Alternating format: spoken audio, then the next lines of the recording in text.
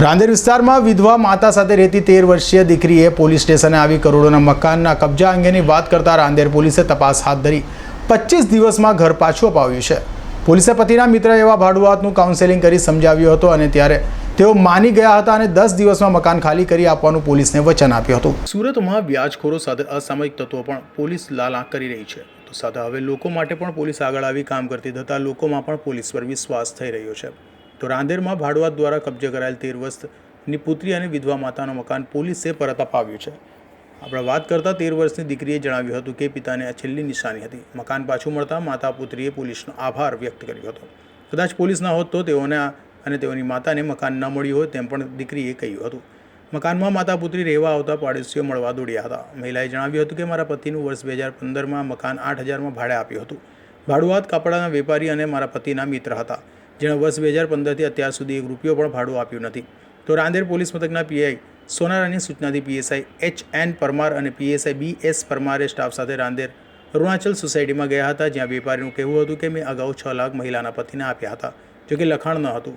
વળી મહિલાના પતિનું વર્ષ 2020માં અવસાન થયું હતું। પછી તો ભાડું તો ના આપ્યું, ઉપરથી મકાનનો કબજો કરી લીધો હતો।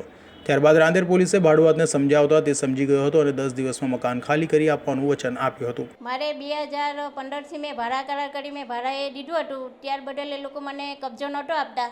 ત્યાર બદલ મેં રાંદેર પોલીસ સ્ટેશનમાં અરજી કરી। ત્યારબાદ મને સોનેરા સાહેબથી સહકાર આપ્યો અને રાંદેર મને 10 દિવસમાં મારું મકાન ખાલી કરે, એને ખૂબ ખૂબ ધન્યવાદ એમના કર્યો। હિરેનભાઈ હસમુખભાઈ પટેલ, એ ભાઈનું પોતાનું સેટ સુવાનીનું ભાડે ચાલે છે।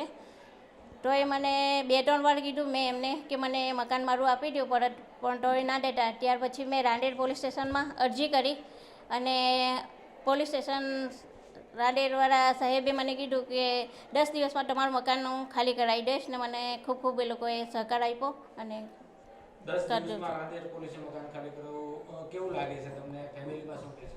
મને રાંદેર પોલીસ સ્ટેશન મારા માટે ખૂબ ધન્યવાદ એમને આપું છું અને મારા માટે એ લોકોએ ખૂબ ખૂબ મહેનત કરી છે અને રાંદેર પોલીસનો ખૂબ ખૂબ આભાર। હાલ તો રાંદેર પોલીસની પ્રજાલક્ષી કામગીરીને લઈને એક 13 વર્ષની પુત્રી અને વિધવા માતાને તેઓનો કરોડોનું મકાન મળતા તેઓના પોલીસનો આભાર વ્યક્ત કર્યો છે। અસર સેટા સદાઝર કુરેશી।